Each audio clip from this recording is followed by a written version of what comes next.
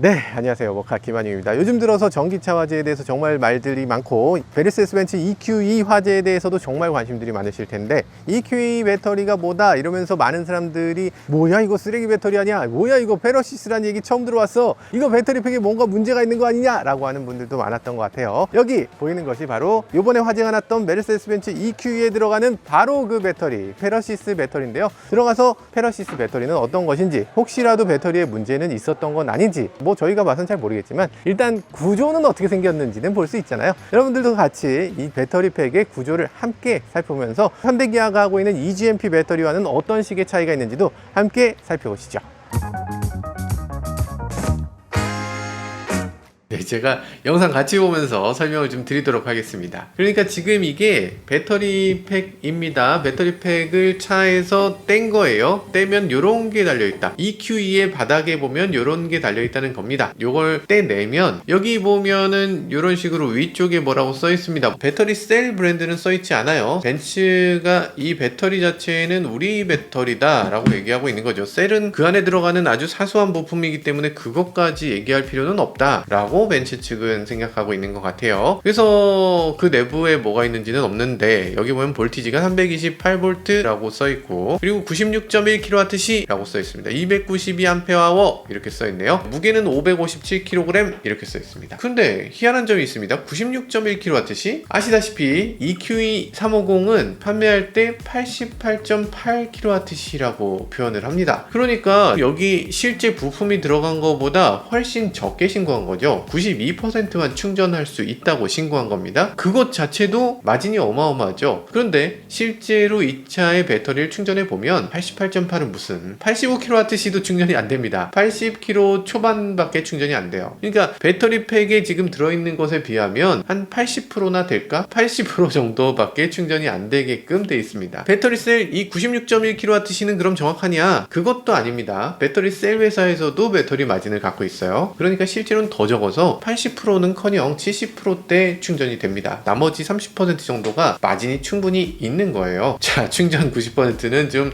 이제 그만하시고요. 지금 차장님이 이렇게 열어주고 계십니다. 어이구야, 이게 나사가 이렇게 많아? 엄청 많죠? 혹시라도 이거 밀봉이 깨지면 큰일 나니까 엄청나게 많은 나사로 이렇게 빽빽하게 조립되어 있는 걸 볼 수 있어요. 배터리를 들어 올렸는데 배터리 아래쪽에서 보면 약간 부족한 부분이 있습니다. 여기 손상이 됐잖아요. 하부에 충격을 받아서 이렇게 파손이 됐다. 그래서 거기서 냉각수가 샜기 때문에 지금 이 배터리 팩이 폐기됐다 이렇게 얘기하는데, 일단은 그 얘기는 좀 섭섭하긴 합니다. 왜냐하면 파손이 안 되는 차는 없죠. 이 아래쪽에 뭐가 올라올 줄 알아? 이게 정말 황당한 것들이 올라옵니다. 가끔 가다가 논두렁에 가던 코나가 아래쪽에 낫이 꽂힌 그런 적도 있는데 이제는 파손이 안 되는 차는 없습니다. 그러니까 이 파손된 거 자체를 뭐라고 할 건 아닌데, 근데 배터리 팩이라는 게 워낙 소중한 거잖아요. 그 아래쪽을 뭔가 보강할 수 있도록 여기다 보호장치 같은 게 있었어야 되는데 지금 보호장치가 너무 없다. 혹시라도 여기서 구멍이 뚫려서 냉각수가 빠지거나 아니면 뚫려서 배터리 셀을 공격하거나 이렇게 되면 자칫 위험할 수도 있겠다, 그런 생각이 들어요. 상대적으로 지금 이건 EV6 바닥면에 붙어있는 보호장치인데요. 뭐 이게 보호장치가 뭐 엄청 좋은 거라고 할 것까지는 아닌 것 같아. 근데 보이기로는 지금 글래스 파이버 FRP 같은 걸로 보이거든요. 이게 뭐 완벽하진 않겠지만 그래도 이 정도 보호해주는 게 좋지 않을까. 굳이 왜 글래스 파이버로 했어요? 카본으로 하면 더 좋을 텐데 라고 생각될 수도 있는데, 어쨌든 이건 화염도 생길 수 있는 거니까 불에 붙지 않는 소재로 이렇게 보호를 하고 있는데 보호 장치가 너무 없는 거 아닌가. 지금 부직포 같은 거 하나 깔려 있거든요. 그래서 그건 조금 아쉽긴 합니다. 자, 그러면 지금 열었습니다. 열었어요. 이렇게 열었고, 어우 멋있네요. 안쪽 굉장히 반짝반짝 멋있게 빛나고 있어요. 그죠? 자, 배터리 팩을 열었고요. 지금 배터리 팩을 연 모습은 이렇게 생겼습니다. 뒤쪽에 BMS가 있고요. 앞쪽에 이렇게 뭐 나름대로 또 공간을 좀 만들어 놓고 있습니다. 충돌 안전성에 대해서 어느 정도 대비를 했다는 느낌이 드는데요. 배터리 모듈 하나는 저희가 뺐습니다. 그리고 여기 보면은 써멀 그리스가 이렇게 뭉쳐져 있는 걸 볼 수 있어요. 이 배터리 셀이 각각 이렇게 10개의 셀로 나눠져 있고 각각의 셀이 또 나눠져 있는 걸 볼 수 있습니다. 지금 이 전체를 배터리 팩이라고 합니다. 그 안에 있는 요 하나하나를 배터리 모듈이라고 해요. 모듈들을 보면 굉장히 깔끔하죠. 마치 벤츠의 실버 에로를 보는 것 같아. 이런 것처럼 깔끔하게 감싸져 있어요. 실제로 이 안에는 배터리 셀이 또 들어있는 겁니다. 촘촘하게 배터리 셀이 있는 걸 모아서 모듈을 만들고 보내고 그 모듈을 10개 깔아서 배터리 팩으로 만들어내고 있어요. 이게 보기는 굉장히 예쁘지만 문제가 있는데, 이거 아시지만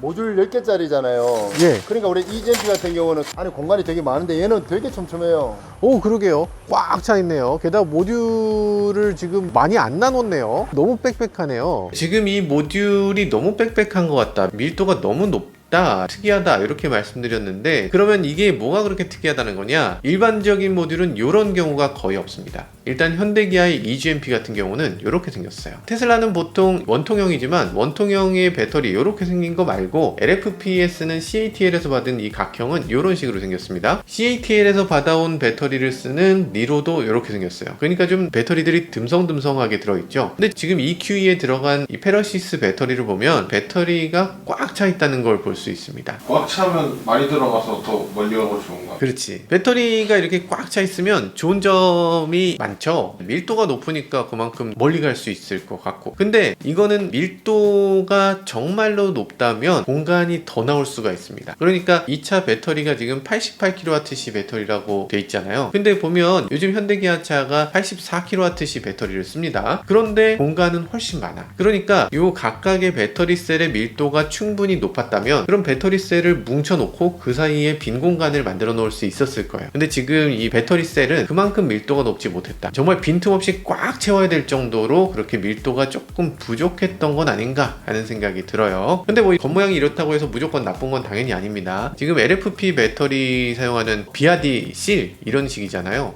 중간중간에 뭐라도 있거든요. 그리고 비아디 같은 경우는 샌드위치 구조라고 해서 요건 조금 이따 말씀드리겠습니다. 어쨌든 비아디하고는 전혀 다른 구조다. 그리고 비아디는 LFP니까 상대적으로 훨씬 더 밀도가 낮아서 그래서 화재에는 조금 더 유리한 면이 있다. 뭐 어떤 게 절대적으로 좋다고 할 수는 없지만 어쨌든 LFP인 경우는 NCM보다는 조금 화재가 덜 난다는 평이 있어요. 이거에 대해서는 굉장히 조심스럽다. 지금은 사실 정확하게 모르고 좀 지나고 데이터가 좀 더 쌓여봐야 정확한 얘기를 할 수 있을 것 같아요. 자, 그러면 EGMP 같은 경우는 어떻게 생겼습니까? 겉보기에도 굉장히 듬성듬성하지만 이렇게 듬성듬성한 게 끝이 아닙니다. 그 듬성듬성이 각각이 이렇게 작은 모듈로 나눠져 있어요. 모듈의 주변을 보면 글래스 파이버 30%로 이렇게 네 귀퉁이를 감싸고 있습니다. 그리고 옆에 보면은 또 금속으로 이렇게 감싸져 있습니다. 이것도 또 화재 지연을 위해서 이렇게 하고 있는 것 같아요. 그리고 배터리 팩의 안전성을 위해서도 이런 식의 노력을 기울였구나 라는 게 보입니다. 그냥 딱 구조적으로 봐도 좋은 구조예요. 그럼 여기 있는 이 부분은 얼마나 강한 건가 잠깐 한번 갖고 와서 볼까요? 이 부분을 뜯어보면 이렇게 돼 있는데요. 이 부분이 글래스 파이버로 돼 있습니다. 글래스 파이버는 아시겠지만 유리 섬유예요. 유리 섬유를 안에 섞어서 만든 플라스틱이라서 잘 부러지지 않고 화재에도 좀 강한 그런 모습을 보여줘요. 그리고 여기 있는 이 부분의 이 금속은 이걸 떼서 보면 이게 뭐 철판 조그만한 거 이거 뭐 무슨 철판 얇은 거 하나 놔뒀다고 뭐 얼마나 도움이 되겠어요? 라고 하는데 얇은 철판이 아니네.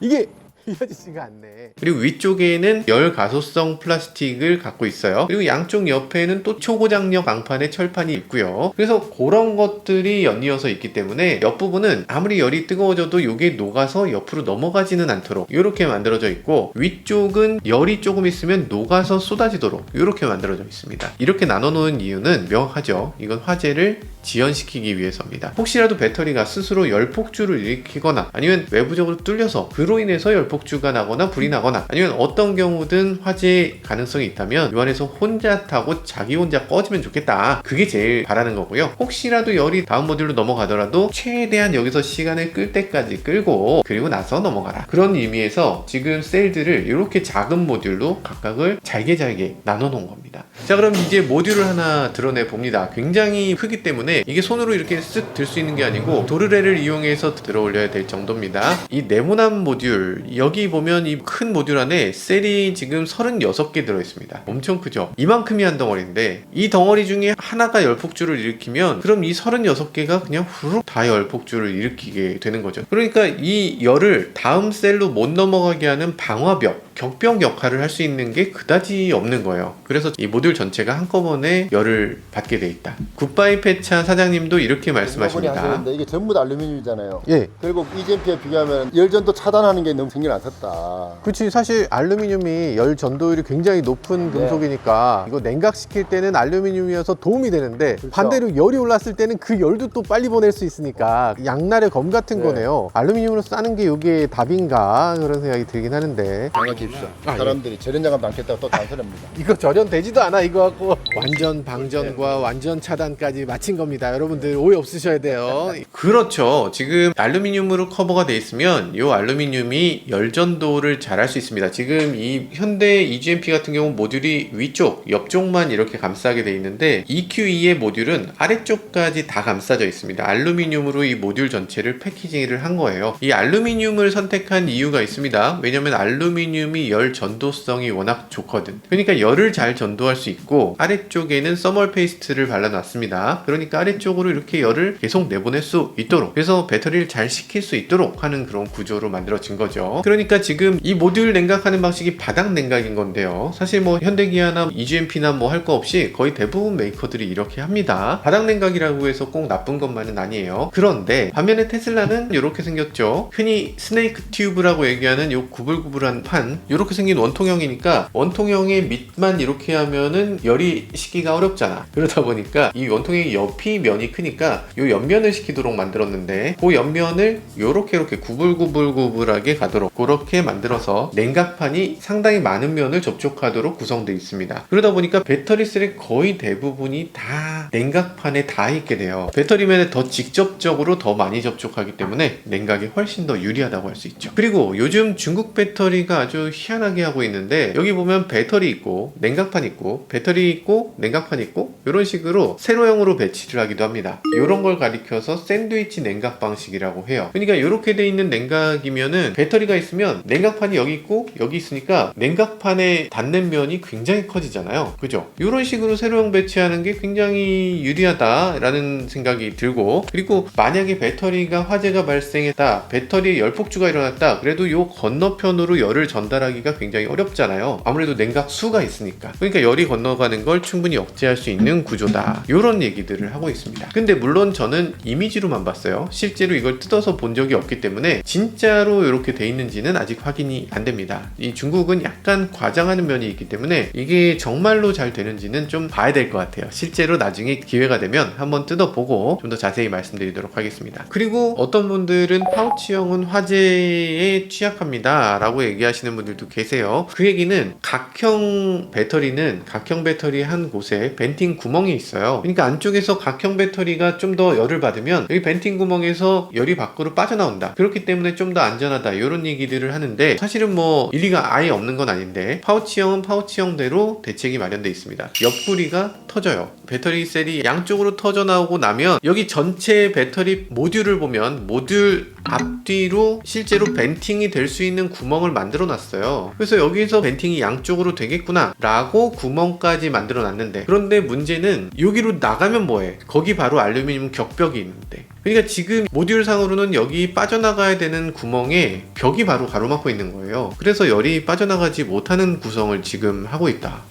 요거 벤트가 막혀버리는 게 조금 아쉽습니다. 원통형은 어떤가? 원통형은 압력이 늘어나면 윗부분 탭이 터져나가게 돼 있습니다. 그래서 위로 벤팅이 돼요. 이거를 안 만들면 큰일 나죠. 이거 안 만들면 원통형이나 뭐 각형이나 팩이 강하게 이렇게 만들어져 있으니까 이게 팽창을 계속 하다 보면 어느 순간 수류탄 터지면 안 되잖아. 그러니까 이 벤팅 할 수 있는 구멍을 무조건 만들어 놔야 됩니다. 이 파우치형은 벤팅이 이렇게 옆구리가 터지면서 나오는데 이렇게 내부 열이 빠져나갈 구멍을 만들어 주는 거죠. 그리고 안에서 가스가 발생했을 때 가스가 나갈 수 있는 구멍을 제공해 주기도 하고요. 그래서 내부 열이 너무 올라가지 않도록 하는 그런 역할을 해주고요. 근데 사실 벤팅이 일단 시작됐다면 그럼 돌이킬 수 없는 겁니다. 끝까지 타는 것밖에는 답이 없어요. 그래서 열폭주라고 하는 겁니다. 그런데 그 다음은 좀 얘기가 달라요. 그 다음 셀로 계속 열이 전이되는 거, 이거는 열폭주라는 건 서멀 런어웨이라고 하잖아요. 그러면 열이 전이되는 건 서멀 프로파게이션이라고 합니다. 그러니까 옆으로 열이 전이되는 요걸 막는 게 목적이에요. 요 자체를 시켜서 이거 스스로 불이 꺼지는 일은 없어. 전기차 화재를 끌 때도 요 셀 하나를 끌 수 있는 방법은 없습니다. 그걸 끄자는 게 아니라 걔는 다 타고 그 옆에가 불이 붙지 않도록 하자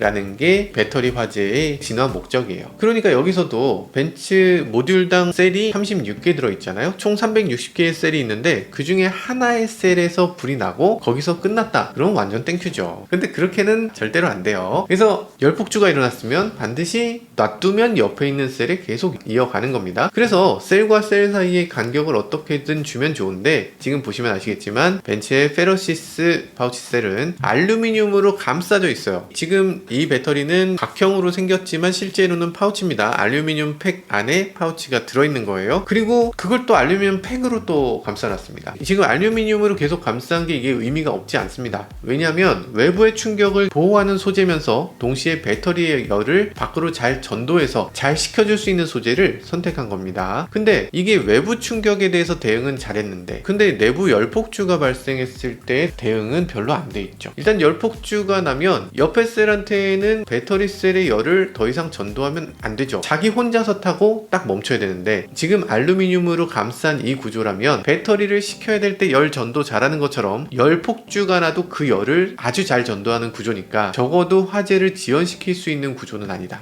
지금 충격에 대해서 엄청나게 강하게 보완을 해놓고 있는데 그게 오히려 약점이 되고 있다는 생각도 드네요. 여기는 지금 CMU인가요? 요 케이블이 여기 이렇게 CMU에서 케이블이 이렇게 들어가는데 네, 지금 또 어려운 얘기 지나갔죠. 현장에서 그냥 아무렇지도 않게 CMU라고 말해버렸네요. 죄송합니다. 일단 CMU라는 건 뭐냐면 셀 매니지먼트 유닛에서 CMU라고 합니다. 그러니까 여기 보면은 모듈이 있잖아요. 모듈에 36개의 셀이 있는데 그 36개의 셀을 다 일일이 360개를 다 BMS가 관리하는 게 아니고 모듈별로 CMS를 각각 붙여놓고 있습니다. 그래서 셀 매니지먼트 유닛이 요 셀 36개씩을 하나 관리하고 또 36개씩을 관리하고 그 내용을 BMS로 보내는 거예요. 각각의 CMU가 관리하는 내용들을 보면 각 배터리 셀의 전압 확인하고요, 온도 확인하고요, 밸런싱 하고요, 과충전, 과방전 이런 것들을 다 막아줄 수 있는 그런 장치라고 할 수 있습니다. 그 CMU가 각각의 배터리 셀의 정보를 읽어 드려야 되는데 물론 각 셀마다 다 센서가 들어있어요. 그래서 CMU는 그 각각 배터리 셀의 정보를 다 받아내야 되는데 그걸 받아내기 위해서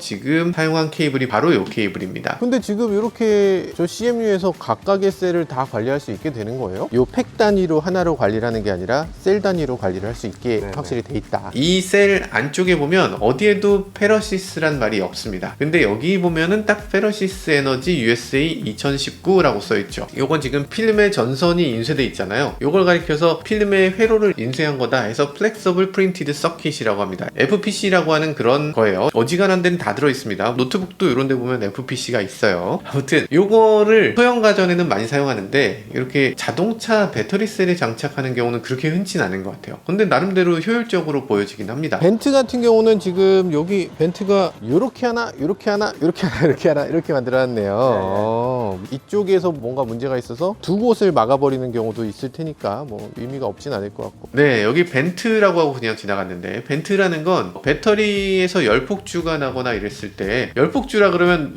불이 막 꽉 이렇게 나는 걸로 착각하시는 분들 계실 것 같은데 열폭주는 그런 게 아니라 열이 오른다는 뜻입니다. 아직 화염이 아니에요. 그래서 불꽃이 막 나오는 것하고는 또 다른 겁니다. 어쨌든 열폭주가 났을 때 배터리에서 가스가 막 나오게 되는데 그때 열을 밖으로 내뿜어서 온도를 낮출 수 있는 구조를 말하는 겁니다. 그 구조를 벤트라고 해요. 근데 그 열폭주가 일어난 상태에서 정말 화염까지 나오는 경우도 있고 화염까지는 나오지 않고 열과 가스만 나오는 경우도 있어요. EQ2 화재 같은 경우는 가스가 먼저 굉장히 많이 나왔죠. 그러고 나서 펑 하고 폭발했는데 어쨌든 그런 것을 위한 벤트가 여기 자리 잡고 있는 게 보이네요. 지금 보면 배터리팩 중간에 격벽이 굉장히 강하게 아주 강력한 느낌으로 보여지게 만들어져 있는데요. 알루미늄 합금으로 보여지고요. 이 굉장히 튼튼한 구조로 하려고 굉장히 노력했구나 라는 느낌은 있습니다. 그리고 배터리팩 자체도 가장자리에서 조금 안쪽으로 밀어 넣었어요. 측면 충돌을 아무리 해도 배터리팩이 손상이 되지 않도록 하겠다. 이런 것에 굉장히 중점을 둔 디자인인 것 같아요. 이 충격에 잘 견딜 수 있도록 하는 그런 구조를 만들어 놨습니다. 근데 지금 구조가 그렇게 빽빽하다 보니까 밖에서는 충격이 치고 들어가지 못하는 거 맞아요. 근데 반대로 안에서 열이 나오면 그 열이 빠져나오기 굉장히 힘들고 여기서 갇혀버리지 않을까 이런 생각이 듭니다. 왜냐면 너무 좁은 거죠. 지금 벤트가 하나씩 있다고는 하지만 그 벤트로 어떻게 열을 보낼지 이것에 대한 고려가 살짝 부족해 보입니다. 근데 이 부분도 조금 우리가 EGMP에서 봤던 그런 부분이 네, 아니네요. 네. 뭐가 이렇게 다 드러나 있어? 이쪽이 이제 PRA 부분인데 예. PRA랑 이쪽에 이제 BMS랑 같이 이제 섞여 있는데 이게 너무 꽉 채웠다. 손 들어갈 데가 아예 없네요. 지금 BMS 구조나 이런 것들도 조금 빽빽합니다. 다른 메이커들 같으면 BMS나 아니면 기타 등등의 구조들을 뭐 2층으로 만든다든지 아니면은 공간을 더 할애해서 이렇게 좀 충분한 공간으로 만드는데 지금 여기는 너무 빽빽하게 만들어냈어요. 이건 지금 자동차의 뒷부분입니다. 자동차의 정면 충돌이 나거나 그랬을 때는 손상이 받지 않도록 이렇게 뒤쪽으로 만든 것 같긴 해요. 그리고도 뒤쪽에서 충전을 하기도 하고 후륜구동이 기본이기도 하기 때문에 뒤쪽에다가 이런 장치를 장착하는 게 자연스럽긴 하죠. 최소한 케이블도 더 줄일 수 있을 거고요. 그렇게 해서 뒤쪽에 있는 것 자체는 문제가 없는데 배터리셀이 지금 공간을 너무 많이 차지해서 BMS가 들어갈 자리가 굉장히 부족하다. 그래서 BMS에서 뭔가 하나라도 고칠 가능성이 있다면 현재까지는 배터리팩을 고쳐서 쓰는 경우가 없지만 나중에 언젠가는 배터리팩도 고쳐야 될 거잖아요. 그럼 고쳐야 되는 상황이 되면 이 전체를 뜯어서 다시 조립해야 되는 그게 정비성은 적어도 쉽지 않겠다 싶은 생각이 드네요. 지금까지 메르세데스-벤츠 EQE에 설치되었던 이 페러시스 배터리를 간단히 살펴봤는데요. 사실 페러시스 배터리라고 하면 조금 미심쩍은 것도 사실입니다. 지금 구조를 놓고 봐도 EGMP에 비해서 조금 아쉽다는 생각이 들긴 해요. 그럼에도 불구하고 이 페러시스 배터리의 화재 빈도가 그렇게 높으냐 하면 아직은 그렇게 높지는 않습니다. 이제 우리나라에서 첫 번째 화재가 발생했으니까 이것에 대해서 딱 잘라서 뭐라고 얘기하기는 좀 어려운 것 같아요. 그럼에도 불구하고 확실히 중요한 건 나아지고 있다는 거겠죠. 전기차 전체를 놓고 봤을 때 화재 빈도는 아직은 낮은 수준입니다. 물론 앞으로는 어떻게 될지 우리는 모르지만 분명한 것은 가솔린차 화재가 매년 4,700건씩 나고 있는데 이 전기차 화재가 나고 있는 빈도는 그에 비해 훨씬 더 적다는 거고요. 가솔린차는 화재 빈도가 줄어들지 못하고 있는데 전기차 화재는 확실히 화재 비율이 줄어들 수 있다는 얘기죠. 그렇기 때문에 지금 전기차 화재가 나는 거 지나친 우려나 공포를 갖는 것보다는 이 화재를 어떤 식으로 막아낼지 이런 것들에 대한 연구가 더 필요하다는 생각을 해보게 됐습니다. 지금까지 저는 모카 김한용이었습니다. 감사합니다.